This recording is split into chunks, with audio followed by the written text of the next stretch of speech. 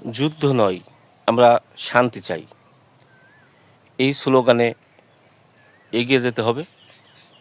প্রিয় ফলোয়ার ভাই বোনেরা, আপনারা জানেন যে বর্তমান ভারত এবং পাকিস্তানের ভিতরে একটি বিবাদ সৃষ্টি হয়েছে।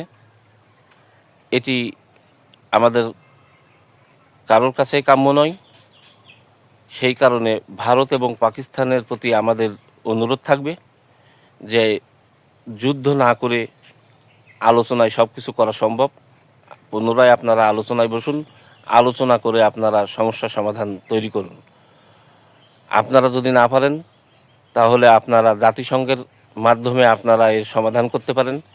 আপনারা অবশ্যই এই যুদ্ধ করবেন না, যুদ্ধ থেকে আপনারা বিরত থাকুন। যুদ্ধ করলে শুধু আপনাদেরই ক্ষতি হবে না, যুদ্ধ করলে অনেক তাজা প্রাণ ঝরে যাবে, দেশের অর্থলগ্নিতে ঘাটতি পড়বে।